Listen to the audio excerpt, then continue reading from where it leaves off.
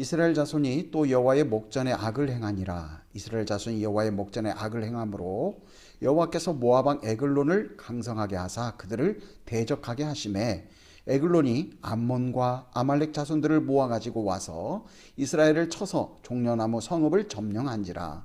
이에 이스라엘 자손이 모압 왕 에글론을 18해 동안 섬기니라. 이스라엘 자손이 여호와께 부르짖음에 여호와께서 그들을 위하여 한 구원자를 세우셨으니 그는 곧 베냐민 사람 게라의 아들 왼손잡이 에훗이라.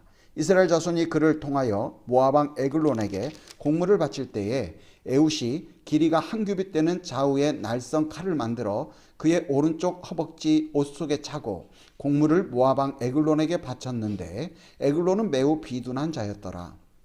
에훗이 공물 바치기를 마친 후에 공물을 메고 온 자들을 보내고 자기는 길갈 근처 돌 뜨는 곳에서부터 돌아와서 이르되 왕이여 내가 은밀한 일을 왕에게 아뢰려 하나이다 하니 왕이 명령하여 조용히 하라 하매 모셔선 자들이 다 물러간지라. 에훗이 그에게로 들어가니 왕은 서늘한 다락방에 홀로 앉아있는 중이라.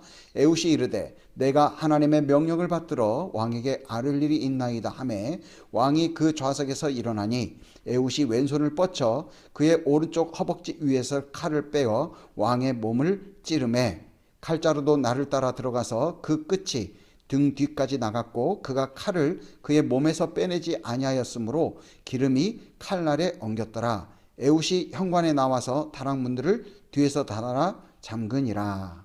아멘. 우리는 지난주에 이스라엘의 그 첫 번째 사사 온니엘에 대해서 이렇게 살펴보았죠.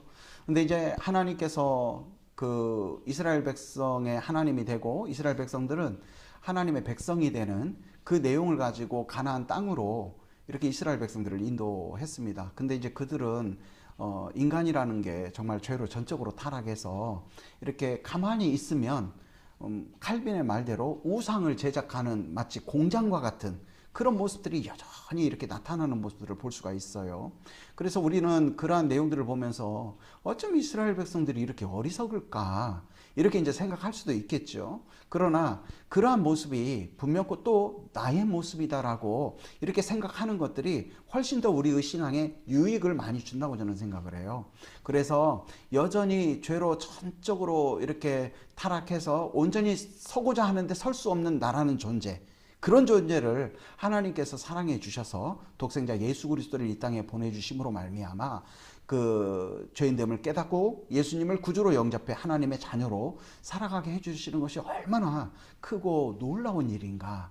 이런 것들을 정말로 우리가 날마다 이렇게 생각해보고 묵상해보고 그 안에서 하나님께 감사드리고 또 우리의 삶 속에서 정말로 그로 인하여 하나님 자녀된 자로서 하나님께 영광 돌리기를 기뻐하는 모습으로 살아가는 것, 이것이 얼마나 큰 축복인가를 우리가 삶 속에서 늘 경험하는 것이 매우 중요하다 이런 생각이 들어요.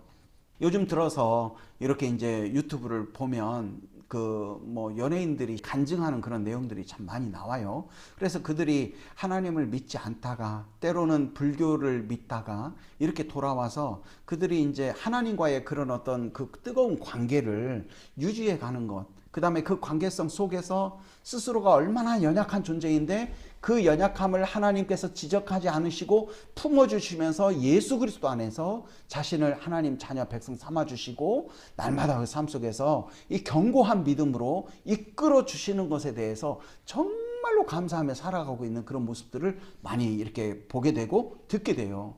그리고 이렇게 들었을 때 그들이 이렇게 남들에게 어떤 그 무언가를 호소하기 위해서 하나님을 도구하거나 믿음을 도구하는 것이 아니라 정말로 진실되게 그 주어진 그 믿음의 수준 속에서 하나님 앞에 진솔되게 이렇게 고백하고 그 안에서 그 위치에서 살아가려고 하는 모습들을 보면서 참 많은 도전을 받고 나 역시도 그 안에서 참된 기쁨과 감사함을 잃지 않고 살아야 되겠다 이런 생각을 참 이렇게 많이 하게 됩니다. 어찌 됐든지 간에 이 사사기에서 온니엘이라는 사람을 하나님께서 왜 사용했을까? 그는 정말로 유다 자손이었지만 어떻게 보면 유다 지파 중에 비주류로 이렇게 속했던 그런 자였는데 하나님께서 왜 그를 사용하셨을까 하면 이전부터 우리가 살펴보았던 정말 그 아브라함과 이삭과 야곱과 요셉과 모세와 쭉 이어지는 그러한 여호와를 경외했던 자들, 그 모두는 철저하게 자신의 그 연약함, 그 다음에 스스로 구원 받을 수 없다라는 그 상황에 대한 인간의 존재적 인지가 그들에게 있었어요. 이것 없이는 결코 우리가 하나님을 볼 수가 없어요. 그 인지 속에서 철저하게 낮아진 이후에 그 속에서 누구를 보냐면 창조주 하나님, 온 우주 만물을 정말로 이렇게 창조하시고 섭리하시고 주관하시는 그 하나님을 보게 되면서 이야, 정말 그 크고 놀라웠고 위대하신 하나님이 죄인된 나를 구원해 주셨구나 라는 그 속에서 하나님에 대한 기쁨과 경외감과 즐거움과 감사함 속에 우리가 살아갈 수 있게 되는 거예요. 그래서 어떻게 보면 이스라엘 백성들에게도 그거를 가르쳐 주고자 원하셨던 것 같아요. 그리고 그 비주류였던 온니엘을 세우사 하나님께서 그 이스라엘 백성들을 메소포타미아 왕 구산 리사다임, 그러니까 뭐 한 이라크 정도 되는 그런 지역이었던 사람인데 그만큼 이스라엘을 다 정복해 버린 거죠. 그래갔는데 유다 지파는 이스라엘이 그 분배받았던 땅 중에 그 밑에 지역에 해당하는 지역이기 때문에 그렇게까지 다 정복 당해버렸거든요. 그런데도 불구하고 그를 통해서 구원해 주신 거죠. 그리고 나서 이스라엘 백성들이 40년 동안 평온하게 지냈더라. 그들이 그렇게 메소포타미아 왕으로부터 저기 노예 생활을 감당하면서 하나님 정말 너무 힘들어요. 너무 어렵습니다. 이곳에서부터 구원해 주세요. 했었을 때 하나님께서 온니엘을 세워가지고 구원해 주셨잖아요. 그리고 그 온니엘을 선택했던 그 이유는 뭐냐면 너희를 구원하는 사람은 온니엘이 아니라 바로 나다라는 걸 보여주신 거고, 그리고 그렇게 해서 구원 받았을 때 얼마나 그들이 하나님께 감사했겠어요. 1년, 2년, 3년, 4년 해서 이제 40까지는 안 가겠지만 그들이 그렇게 이제 구원을 받아서 얼마나 그 기쁨과 감격 속에서 살아겠어요. 근데 그 어느덧 그것이 그들에게 망각이 되는 거죠. 너무 가슴 아픈 일이에요. 정말 우리가 그 뜨겁게 하나님께 감사했던 그 마음이 때로는 식어져서 우리 역시도 망각으로 흘러갈 수 있다는 것을 이런 내용들을 통해서 볼 수 있어야 돼요. 정말 감사한 것은 하나님께서 그 지금의 이 시간 동안 15년 동안 우리가 독일에서 이렇게 지내게 되고 우리가 정말 하나님께서 그 비전을 주셔서 그 비전을 품고 독일로 왔지요. 와서 정말 기쁨과 즐거움 속에 어려운 가운데 많은 여러 가지 일을 했어요. 그러는 중에 하나님께서 정말 감사하게도 이렇게 고아와 같이 내버려 두지 않고 어떻게 보면 거의 모든 것들이 많이 잊어지고 자존감도 다 떨어지고 어떻게 보면 내 안에 이렇게 수시로 들여 닥쳐지는 그 수치심과 모욕과 그 다음에 낮은 자존감과 싸워야 되는 그런 순간에도 하나님께서는 그 속에 우리를 놔두지 않고 그곳으로부터 우리를 끄집어내셔서 하나님께서 다시금 이렇게 세워주시잖아요. 그것에 감사해서 어느 순간에 자전거를 타고 가다도 정말 하나님 너무 감사합니다 하면서 이제 정말 이렇게 자전거를 세울 수밖에 없고 그 복받쳐 오르는 기쁨과 감사의 눈물이 정말 그 모든 상황 속에 전적으로 이렇게 채워져 버리는 그런 시간들을 경험해요. 그런 경험하는 시간들이 이렇게 있는데 이런 것들도 하나님이 주셔야만이 경험되어지는 거지 내가 이거를 붙잡는다고 경험되어지는 건 아니거든요. 왜? 이스라엘 백성들이 망각했듯이 충분히 나 역시도 그런 망각적 삶으로 살아갈 수 있는 존재예요. 그럼에도 불구하고 하나님 그러기 때문에 이런 마음을 주시는 분도 하나님이십니다 라고 고백할 때 하나님께서 쉼없이 끊임없이 그런 마음을 이렇게 주시는 것들을 발견해요. 근데 이스라엘 백성들은 40년의 시간이 지나면서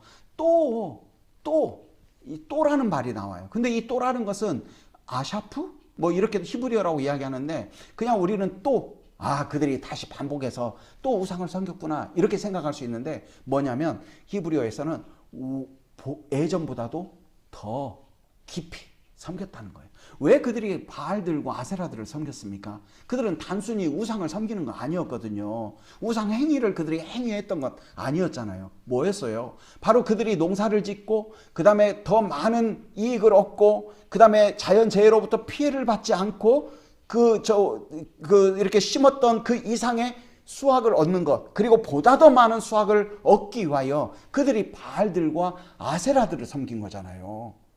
그리고 그들이 그 섬김의 행위는 단순히 어떤 예배적 행위가 아니라 그 산 위에 있는 성전으로 가서 그들이 음란한 행위를 하면서 그 바알과 그 바알의 그 누이이면서 아내가 된 그 여신과의 어떤 성적인 관계를 충동시켜서 자극시켜서 그들이 정말 그 신들이 우상들이 성관계를 가져서 그들이 비를 내려서 자기들이 심었던 그 농작물들이 잘 자라 많은 이익을 얻겠다는 그런 생각 속에서 그들이 그렇게 했던 거 아니겠어요? 그러면 이건 뭐겠어요? 자기들에게 주어진 것, 그 다음에 자기가 노력하는 것, 이것들이 뭐 더 많이 갖고자 하는 욕심이 있었던 것이고, 그것들을 주는 것이 여호와 하나님이 아니라 누구? 우상들이라는 것 아니겠어요? 그렇다고 본다면 우리가 지금 이 세상을 살아가면서 우상들과 바알들과 같은, 아니면 아세라들과 같은 이런 것들을 섬기지는 않지요. 근데도 불구하고 나에게 주어진 그 모든 것들이 하나님께로부터 왔다라는 것들을 인정하지 않는 것이 어떻게 보면 이스라엘 백성들이 그쪽으로 갔던 행위들과 별반 다를 게 없다라는 거예요. 지난번에도 에스겔서의 33장의 말씀처럼 너희들이 의인이다라고 인정을 받는 그런 사람일지라도 그 사람이 하나님 앞에서 이렇게 하나님의 통치를 받지 않고 움직이는 그런 삶을 살고 있다면 더 이상 그들은 의인이 아니다. 그러나 너희들이 죄인이다라고 이렇게 할지라도, 많은 죄를 지은 사람이라도 그가 하나님으로부터 깨달아서 하나님의 통치를 받아서 그 하나하나의 어떤 선한 행위를 하게 될 때, 하나님의 통치에 따라 움직일 때에 그들이 곧 뭐냐면 더 이상의 죄인이 아니라 의인이 되는 거다 라는 그런 말씀이 있는 것처럼, 마찬가지로 지금 이 시대를 살아가고 있는 우리에게 주어지는 그 모든 것들이 다 하나님께로부터 온다라는 것, 이것이 곧 하나님의 통치를 받는 것이고, 이스라엘 백성들이 그들에게 있는, 그들이 심었던 농작물, 그리고 그것들을 통하여 더 많은 이익을 얻고자 했던 그 욕심을 이렇게 공급받기 위해서 바알들과 아세라들을 섬겼던 그런 행위들과 이렇게 정말 이렇게 하나님 편에 서서 살아가는 그런 삶의 모습이 아닌가, 이렇게 살펴볼 수 있는 거죠. 아무튼 이스라엘 백성들은 또 그런 행위를 하게 돼요. 그래서 이들이, 하나님께서 어떻게 하냐면 모압 왕 에글론 왕을 강하게 하셔요. 그래서 우리가 여호와를 경외하는 자는 창조주 하나님께서 역사에 대한 절대적인 주권을 갖고 있고, 그 역사 속에서 구원 역사를 섭리해 가시는 것으로 고백하는 자들이다라고 했잖아요. 역시 보이는, 우리가 믿는, 또한 교회가 속해 있는 크리스찬들 이뿐만 아니라 이 모든 우주 만물을 창조하시고 친히 구원 역사를 절대적인 주권을 갖고 섭리해 가시는 하나님, 그 하나님을 바라보는 것들이 우리 믿는 사람들에게 있어서는 중요하다는 거죠. 마찬가지로 하나님께서 어떻게 해요? 그 우상을 섬기는 그 이스라엘 백성들, 그 백성들이 이렇게 보았더니 그들이 또 우상을 더 열심히 섬기는 거예요. 바알들과 아세라들을. 왜? 자기들의 더 많은 이익을 얻기 위하여. 근데 그 이익이 누구로부터? 하나님으로부터 주는 것이 아니라 바알들과 아세라들에게로부터 얻어진다는 이 정말 무지몽매한 모습으로 섬기고 있는 그 상황을 보고 하나님께서 그들을 돌이키고 가르쳐주기 위해서 주변에 있던 요단강 오른쪽에 있던, 그러니까 동편이죠, 모압 왕 에글론을 강하게 하는 거야. 강하게. 여기서 우리는 세상의 사람들이 아이고 하나님이 어디 있어요? 그런다고 치더라도, 왜냐하면 그들은 하나님을 볼 수 없어요. 하나님의 한 은혜가 있고 선택하심이 있다면 그 언젠가는 그들이 돌아와서 죄인됨을 깨닫고 예수 그리스도를 구주로 영접해서 하나님의 자녀로 정말 자유롭게 살아가겠죠. 정말 많은 사람들이 그 하나님의 은혜를 경험하고 나서 그 주신 은혜에 대해서 감당하지 못해서 스스로가 자기의 직장이 있음에도 불구하고 복음을 전하는 귀한 일들을 하는 사람들도 많이 있어요. 있는데 이제 그런 사람들은 그렇게 하나님의 선택을 받아서 돌아와서 그렇게 살지만, 그 믿지 아니하는 사람들, 하나님께서 은혜를 베풀지 않은 사람들은 알 수가 없는 거예요. 그러니까 스스로 죄인들도 깨닫지 못하는 거고, 그 다음에 많은 자들이 죄에 눌려서 인간이라는 것이 정말로 이렇게 파라다이스를 설계하지만 그 이면으로 자꾸 망가져 버리고 부서져 버리고 정말 혼탁해져 버리는 세상으로 인간의 이성이 이끌려갈 수밖에 없는 그런 것들을 이렇게 인지하지 못하고 자각하지 못하는 거죠. 하나님께서 은혜를 주시지 않으니까. 그러는데 하나님께서 이스라엘 백성들을 깨닫게 하기 위해서 어떻게 하냐면 모압 왕 에글론을 강하게 하는 거예요. 그래서 여기에 보면은 이 모압 왕 에글론이 있는데 이 모압 왕과 그 위에 암몬이 있죠. 암몬이 있고 이 밑에 누가 있냐면 아말렉 족속이 있어요. 그리고 여기 사이에 이스라엘이 있고 그 다음에 이 서편 이쪽에 가자지구 정도 되는 그런 부분에 블레셋 족속이 살고 있었어요. 근데 하나님께서 이 아말렉을 강하게 해요. 그래서 이 아말렉 에글론이 뭐라고 하냐면 야 우리가 이스라엘로 좀 이렇게 쳐들어가자. 그러는데 암몬 족속과 그 다음에 저기 누구야 아말렉 족속 아말렉 족속 너희들 우리와 함께 연합을 이루어서 가자 하는데 단순히 그가 호의 있게 하는 게 아니라 이미 하나님께서 강하게 하셔서 모압 왕 에글론이 그렇게 말을 하면 이 암몬 족속과 아말렉 족속이 그 말에 그대로 따를 수밖에 없는 그런 상황들을 이 성경에서는 지금 보여주고 있는 거예요. 하나님께서 이스라엘을 택한 자들을 가르치고 그 다음에 알려주기 위해서 그들이 지금 잘못된 길에 빠져 있으니까 돌아오게 하기 위해서 그렇게 에글론에게 강성하게 하시고 그 다음에 암몬과 아말렉 족속에게 우리 함께 가서 이스라엘을 쳐부수자 이렇게 했었을 때 그들이 그 기세에 그렇게 순응할 수밖에 없는 그런 환경 속에서 지금 이 일이 이루어지고 있는 거죠. 근데 왜 이 시기에 하나님께서 이 모압을 이렇게 세워서 이 이스라엘 족속들을 무너뜨리게 하셨을까? 이렇게 이제 보면은 이 창세기 19장인가요? 거기에 보면 그 소돔과 고모라가 불과 유황으로 멸망돼요. 죄악이 너무 관영해서. 그랬을 때 아브라함이 기도를 하고 그 기도를 하나님께서 들어주셔서 롯의 가족이 그곳으로부터 빠져나옵니다. 그래서 결국 이 롯이 산으로 가고 그 산에서 그 산의 동굴에서 이렇게 지내다가 그 첫째 딸, 둘째 딸이 아버지와 동침하게 돼요. 그러면서 첫째 딸이 동침해서 낳은 그 후손들이 모압 족속이고 그 다음에 둘째 딸이 아버지와 동침해서 낳은 족속이 암몬 족속이에요.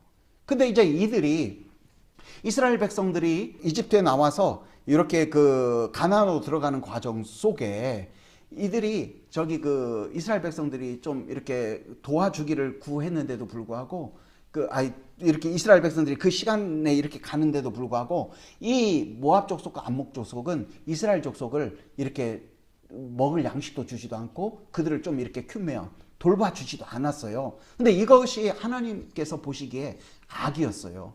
그래서 뭐라고 하나님께서 말씀하시냐면 너희들은 결코 여호와의 총회에 들어오지 못한다라고 말씀하셔요. 그렇지만 회개하고 죄인됨을 깨닫고 주님 앞에 돌아오는 그러한 자들에게는 또 하나님께서는 은혜를 베푸셔요. 그럼에도 불구하고 하나님께서는 뭐라고 하냐면 너희들이 그 광야를 지나 가나안으로 가는 그 과정 속에 이스라엘 백성들에게 먹을 양식과 마실 물 이런 것들도 주지도 않고 이랬던 그런 이유들 때문에 너희들은 결코 여호와의 총회에 들어올 수 없다라고 했던 그런 자들이야. 그리고 이런 어떤 백그라운드를 갖고 있기 때문에 이스라엘 백성들에게 있어서는 굉장히 모압과 암몬 족속은 미천하고 부도덕해. 그리고 하나님의 총회에 들어올 수 없는 어떻게 보면 좀 열등한 그 다음에 조금 그런 어떤 존재들이 바로 모압 족속과 암몬 족속이었어요.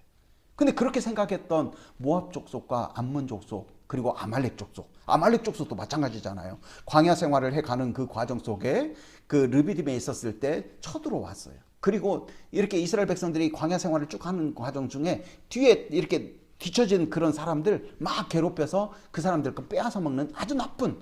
그래서 이스라엘 백성들이 가나안 땅에 딱 도착하면 가장 먼저 하나님께서 뭐냐면 이 아말렉 족속을 쳐부수도록 할 것이다라고 했던 그 족속들이 바로 아말렉 족속이었던. 근데 그런 어떤 미천하고 부도덕하고 어떻게 보면 열등하고 하나님의 총회에 결코 들어올 수 없고 그 다음에 하나님의 저주가 이미 떨어진 그들을 통해서 하나님께서 그들을 강성하게 하사 이스라엘 백성들을 공격하게 하셨다는 거예요. 그렇다고 본다면 이스라엘 백성 입장에서 얼마나 수치감이 들고 얼마나 자존심이 떨어지고 이런 어떤 그런 상황 아니겠어요. 그리고 참 어떻게 저런 미천한 사람들 그 다음에 저런 부족한 사람들 부도덕한 사람들한테 어쩌다가 우리가 정말 이렇게 하나님이 주신 귀한 땅 땅에서 살지 못하고 어떻게 나중에 보면 이들이 어디로 에브라임 산지로 이렇게 도망가서 거기에서 숨어 살거든요. 이렇게 되었을까 하는 그런 어떤 느낌을 갖게 만드는 거예요. 그래서 우리가 이제 살아가면서 하나님께서 이제 여러 고난의 내용들이 여러 가지가 이유가 있겠죠. 그렇죠? 여러 가지 이유가 있겠지만 하나님을 믿고 이렇게 살아가는 자들이 그 하나님의 그 창조주 되심과 그다음에 정말 영원히 죽어 마땅할 나를 하나님께서 은혜로 구원해 주셨구나 라는 어떤 철저한 낮아짐 속에 하나님을 경외하는 이런 어떤 믿음의 내용들이 없는 경우가 도로도로 있을 수 있지요. 이랬을 때 하나님께서는 우리를 저렇게 선택하시고 사랑하신다면 그 부분에 대해서 가르쳐주고 알려주고자 원하시는 뜻이 있다는 거죠. 그러면서 우리는 때로는 고난의 내용 속에 수치심을 경험할 수 있다는 거예요. 왜 하나님께서 이처럼 나를 수치스럽게 하실까? 하나님께서 왜 이처럼 나를 낮아지게 하실까? 그게 여러 가지 내용으로 분석해 볼 수 있어요.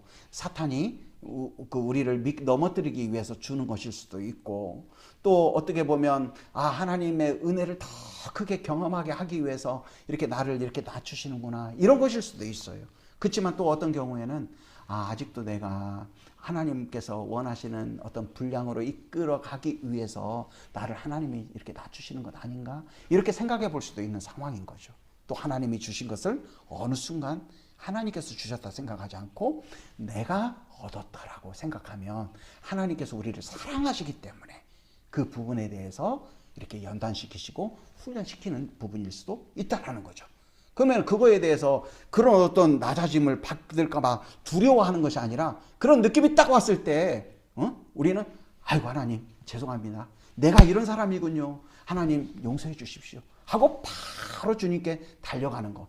이러면 괜찮아요. 그리고 설령 그런 것들 우리가 만약에 그런 어떤 낮아짐과 수치심을 두려워한다면 우리는 어떻게 보면 하나님의 강함을 모른다라는 거죠. 그렇죠? 또 하나님의 사랑과 긍휼이 얼마나 큰지를 모른다는 거예요. 차라리 그런 낮아짐과 수치심과 어려움이 있었을 때에 하나님 제가 하나님의 긍휼이 이보다 훨씬 더 큰 것을 기억합니다.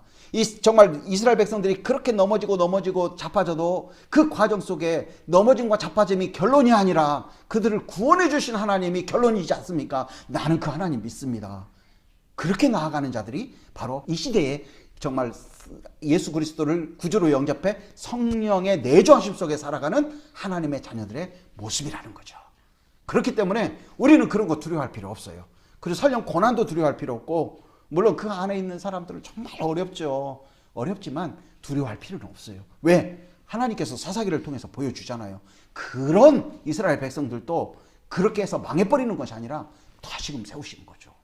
그래서 아무튼 이 에글론 왕이 모압 왕 에글론 왕이 암몬과 그 다음에 아말렉 족속과 함께 연합을 이루어서 이스라엘을 쳐들어와요. 그래서 쳐들어오는데 그 쳐들어왔던 그 지역이 어디냐면 종려나무가 있었던 곳인데 그곳이 바로 어디냐면 여리고예요.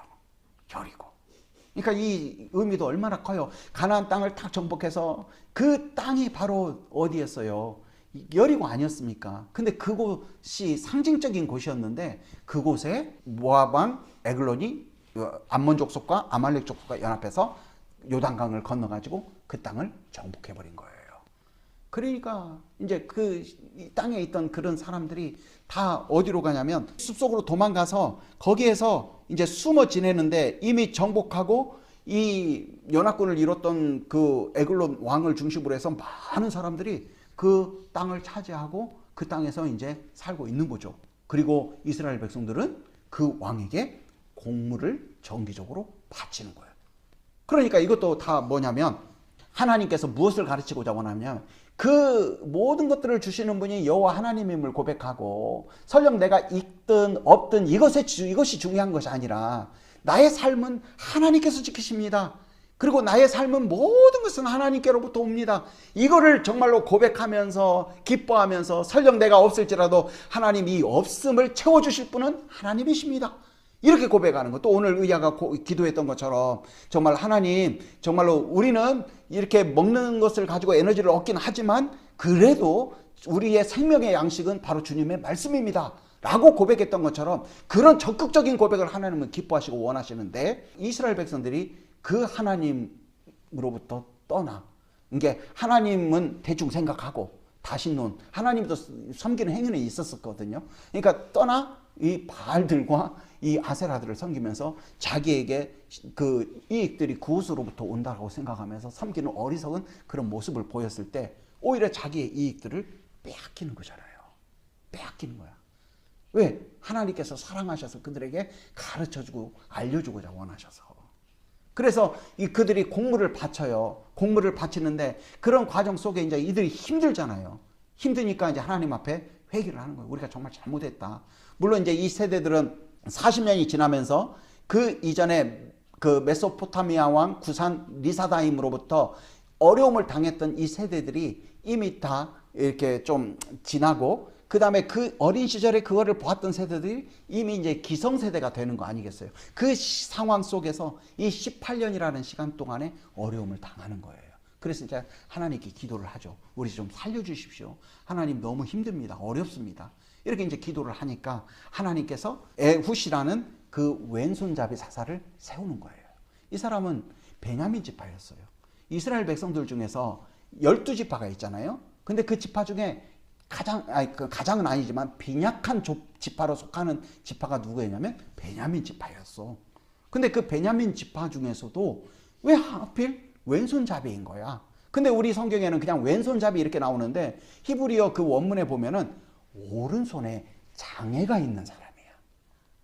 왜냐면 사사기 20장에 보면 베냐민 지파 중에 왼손으로 돌매를 던지는 용사가 있어요. 나와요. 그러면 어떤 성경학자들은 혹시 그 중에 한 사람 아니었냐? 에훗이? 이렇게 이제 생각을 하거든요. 근데 그게 아니라 우리 원문의 성경에 보면은 오른손에 장애가 있어서 그 왼손을 쓸 수밖에 없는 그런 사람이 바로 에훗이었다라는 거예요. 근데 그 사람에게 하나님께서 하나님의 영을 부어주셔서 이 사사로, 두 번째 사사로 부르신 거죠. 그래서 이 사람이 사사가 되어서 이 곡물을 다 모아가지고 모압 왕 에글론에게 바치러 이제 사신들과 함께 갑니다. 그리고 이제 그거를 바치어요. 바치고 나서 또 떠나와요. 떠나오다가 이 사람들이 이제 길갈에서 이제 그 모든 곡물을 바쳤던 사신들을 보내고 이제 이미 보내고 이 사람이 돌아가다가 길갈에서 다시 이제 에글론 왕을 찾아옵니다. 근데 이제 길갈이라는 곳은 이스라엘 백성에게 어떤 곳이었냐면 요단강을 건넌 후 처음으로 진을 쳤던 그런 곳이었어요. 굉장히 상징적이었죠. 진을 쳤고 그 다음에 광야 세대에 있었던 사람들 할례 못 받았잖아. 그러니까 하나님의 백성임을 이렇게 몸에 새기는 할례를 시행했던 곳이었고, 또 하나님께서 그 시간 동안 이집트에서 꺼내서 광야 생활을 거쳐 가나안 땅으로 약속한 대로 인도해 주셨다라는 것을 이렇게 기념하기 위해서 그 요단강에서 바닥에서 건져낸 돌들을 쌓아놓았던 지역이 바로 길갈이었어요. 근데 그 길갈이 어떤 곳으로 나오냐면 돌 뜨는 곳이라고 나오는데, 이 돌 뜨는 곳이라는 것은 뭐냐면 바로 돌과 목재와 금속을 가지고 우상을 새기는 그런 지역이었던 거죠. 그러니까 아세라들과 그 다음에 바알들을 섬기는 곳이 길갈이었다라는 거예요. 그렇게 그 길갈이라는 영적인 상징성이 강한 그곳이 모압 왕 에글론이 시켜서 그렇게 만들었던지 혹은 이스라엘 백성들이 자발적으로 이렇게 했던지 간에 아무튼 그 땅이 그렇게 우상을 제작하는 그런 곳이 돼버린 거예요. 그래서 이 에훗이 가다가 다시 그곳을 내서 돌아오지요. 그리고 나서 정말 급하게 허겁지겁 이렇게 찾아와가지고 왕이요, 제가 왕에게만 단둘이 있어서 꼭 전할 말이 있다고 딱 이야기를 하니까 신하들이나 왕이나 아니 아무리 그 이스라엘 대표로 왔지만 그가 오른손에 장애가 있고 왼손만 쓸 수밖에 없고 설마 저런 애가 왕과 단둘이 독대하면서 왕을 살해할까 전혀 의심할 수 없는 그런 상황이었던 거죠. 그러니까 왕이 다 물러가라 이렇게 이야기하고 왕과 함께 독대하는 그런 시간을 갖게 되는 거죠. 그러니까 그때 그 사사 에훗이 뭐라고 하냐면 그 신 하나님께서 이제 말씀하신 바가 있습니다 라고 하죠. 그랬을 때 이제 그 하나님이라는 것은 뭐 에훗이 이야기했었을 때는 여호와 하나님일 수 있지만 그 듣는 그 모압 왕 에글론 입장에서는 그냥 그들이 섬기는 어떤 신, 이런 내용일 수도 있는 거예요. 그래서 신이 무슨 신탁이 있는가 보다. 그를 통해서 그 하나님께서 어떤 하는 말들이 있는가 보다. 여호와 하나님 말고 그들이 섬기는 어떤 신 중에 하나가 해가지고 이제 그 이야기를 들으려고 이렇게 일어났는데 그 사람은 좀 몸이 비대한 사람이에요. 뚱뚱한 사람이었던 거지. 근데 그 사람에게 이 에훗이 그 가지고 왔던 오른팔의 허벅지 속에 숨겨놨던 그 칼, 한 규빗 되니까 이만하거든요. 45cm. 그리고 그 칼은 양날 칼. 이 칼을 이제 푹 찔렀어요. 찌르니까 그 왼손으로 찔렀겠죠. 왼손으로 푹 찌르니까 이 칼 손잡이까지 이렇게 들어가고 나중에 그 뒤에 그 사람의 기름이 막 엉겨서 그 사람이 죽게 돼요. 죽였어요. 그리고 나서 그 저기 모든 다락방에 있는 창문들을 다 닫고 이 누구야 그 에훗이 이제 도망을 가죠. 그 자리를 피하는 거죠. 근데 그 사이에 신하들이 왔어요. 근데 이미 창문을 닫고 에훗이 도망을 갔잖아요. 피했잖아요. 그러다 보니까 왕이 지금 잠깐 뭐 잠을 자든지 뭐 발을 담궜다라는 그런 표현이 있는데 그 말은 뭐 용변을 본다라는 표현도 있고 그 다음에 잠을 잔다라는 표현도 있는데 아마 잠을 자는가 보다 우리가 조금 기다려보자 이러고 있었는데 한참 지나도 왕이 뭐 문을 이렇게 창문을 이렇게 다시 여는 그런 일이 없으니까 이상하다 해서 그 안에 들어가 봤더니 이제 모압 왕 에글론이 그 에훗의 그 칼에 찔려서 죽어 있는 것을 발견하게 되는 거죠. 그리고 이제 왕이 죽었으니까 그 사람들은 큰일 났잖아요. 지금 어디냐면 여리고든지 아니면 여리고 주변에 있는 어떤 땅에서 지금 있는 그런 상황이었거든요. 근데 그러다 보니까 이제 이 사람들이 이스라엘 사람들이 곧 쳐들어오겠구나 이런 어떤 생각을 하고 이제 요단강을 지나서 자기의 그 요단강 동편으로 도망을 가는 거죠. 그런 어떤 상황이 맞물려 있고 이 상황 속에 사사 에훗은 이렇게 에브라임 산지로 가요. 그리고 이제 그 산지의 그 이름이 스이라라는 곳으로 가는데 거기 에브라임 산지 스이라로 가서 그가 이제 나팔을 불거든요. 근데 이스라엘 백성들이 나팔을 불 때는 어떤 종교적인 큰 절기 혹은 전쟁 전 이렇게 딱 부는데 그 나팔불 소리를 듣고 에브라임 그 산지에서 숨어있던 자들이 내려오는 거예요. 내려와서 다 모였을 때 이 에훗이 뭐라고 하냐면 그 나를 따르라. 여호와께서 너희의 원수들이 모압을 너희 손에 넘겨 주셨느니라. 이게 바로 뭐냐면 너희에게 선물로 줬다. 이렇게 말을 하는 거예요. 그리고 우리가 지금 모압 족속과 싸우러 가자. 이렇게 해서 다시금 그 여리고로 이렇게 들어가는 그런 상황인 거죠. 그러니까 이제 여기서도 참 뭐냐면 하나님께서 그 연약한 에훗을 세워서 사사로 사용하시잖아요. 그랬을 때 그 에훗 그 입장도 어떻게 보면 정말 왼손 오른손에 장애가 있어서 왼손밖에 쓸 수밖에 없는 이 내가 정말 이렇게 큰 일을 행하다니 정말 하나님 감사합니다 하면서 내가 멋진 사람이야 나를 따라 이렇게 하지 않잖아요. 정말 그 안에 충만했던 건 뭐냐면 이 부족한 연약한 자를 세우셔서 하나님께서 하나님의 일을 하고 계신다는 것을 명확하게 그는 인지했다라는 거예요. 그래서 나팔을 쫙 불면서 사람들이 모이니 내가 모압 왕 에글론을 죽였어 이게 아니라 하나님께서 이 너희의 원수들 우리의 원수들 모압을 우리 손에 넘겨줬으니 선물로 줬으니 우리 얼른 가서 그들과 싸우자 해서 고스란히 하나님의 통로됨의 기쁨과 감격을 갖고 있는 것을 보여주는 거예요. 뭐 이런 것들 또 우리가 믿음 생활하면서 또한 우리가 정말 하나님의 은혜로 정말 어떤 무언가를 그 성취했었을 때 얻었을 때 우리의 자세가 어떠해야 되는 건가 정확하게 보여주는 거죠. 그리고 그 어떤 사람이 정말 늘 기도하고 함께 기도하면서 그 무언가를 얻었어. 무리 중에 공동체에서. 그랬을 때 그들의 리액션이 그들의 표현들이 어떻게 되어지는가를 통해서 그 중심에 무엇이 있는가를 볼 수도 있는 거예요. 정말 이 에훗의 그런 모습을 통하여 어떻게 보면 이런 사람들이 오른손에 장애가 있기 때문에 반대급부적으로 그 어떤 큰 일을 이뤘을 때 순간 하나님이 도구화되고 자신이 높아져버리는 이런 경우에 이럴 수도 있거든요. 우리는 철저하게 그런 부분들을 주의해야 되고 조심해야 된다는 거죠. 아무튼 그래서 그렇게 가는데 정말 또 하나님께서 그 에훗에게 지혜를 주어서 어디로 가냐면 여리고 성읍 주변에서 우왕좌왕했던 그 용사들이 어떻게 도망을 가냐면 그 많은 용사가 한꺼번에 배를 타고 어떻게 가겠어요. 그러니까 요단강 중에서 가장 그 얕은 그쪽으로 다 멀리 이렇게 건너가려는 생각이 있었겠죠. 그 생각을 에훗이 읽은 거야. 그래가지고 이스라엘 사람들과 그곳에 가서 그 건너려고 하는 자들을 다 이렇게 죽여서 그 이후 80년의 시간 동안 평온의 시간을 갖게 되는 거예요. 하나님께서 왜 이런 일들을 주셨을까? 하나님은 나는 너희의 하나님이 되고 너희는 내 백성이 된다. 그리고 하나님의 그 사랑을 그들이 알기를 원하셔서 그렇게 해주셨다라는 거예요.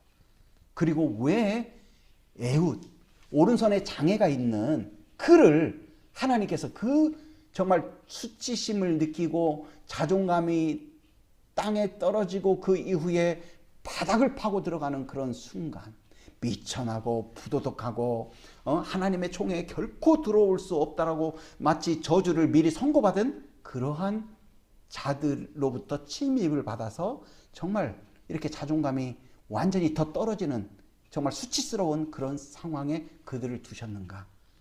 그들을 사랑하기 때문에. 우리가 때로 여러 고난의 형태가 있을 수 있죠. 또 우리가 여러 상황 속에 수치감을 느낄 수 있어요.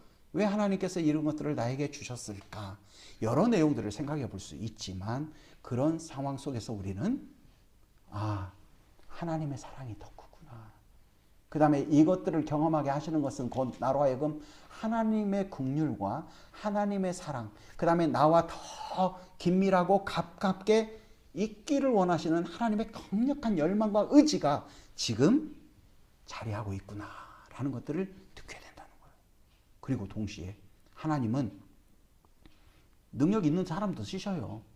그렇지만 이렇게 사사들을 이런 자들을 쓰시는 이유는 바로 그 일을 이루시는 이가 바로 나다. 이런 것들을 강력하게 보여주시는 거예요. 그래서 우리가 그 몇 달 전에 이 사사기를 처음 이렇게 했었을 때에 그 사람들은 정말 많이 죄로 타락하고 정말 하나님 앞에 선 자들, 하나님의 통치를 받는 자들이 없다 하지만 그 시대마다 하나님께서 사사를 세웠듯이 하나님의 통치를 받는 자들이 있음을 또한 우리는 볼 수 있다는 거죠. 그렇기 때문에 우리가 항상 우리의 날마다 그 삶 속에서 하나님, 제가 연약하고 부족하지만 하나님, 제가 하나님의 통치를 온전히 받는 자가 되기를 원합니다. 나는 연약하고 부족합니다. 사사들처럼 그런 자로 하나님께서 나를 불러주셨습니다. 그렇지만 하나님, 철저하게 하나님의 통치를 받는 자가 되겠습니다.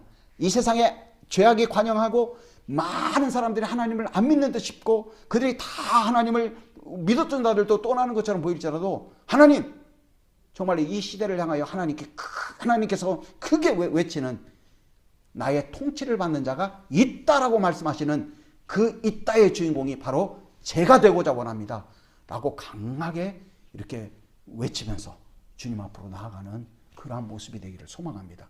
그래서 우리는 이 내용을 통해서 하나님의 크신 사랑을 보아야 되고 그 다음에 우리의 수치심, 우리의 낮아짐에 대해서 두려워할 것이 아니라 그것보다도 비교할 수 없게 큰 하나님의 구원하심, 긍휼하심, 사랑하심, 인자하심을 우리가 믿고 그 일들에 대해서 더 강하게 맞서 나아가는, 그래서 하나님의 통치를 받는 하나님의 귀한 자로 이 시대를 더 살아가는 그러한 자가 되기를 주님의 이름으로 축복합니다.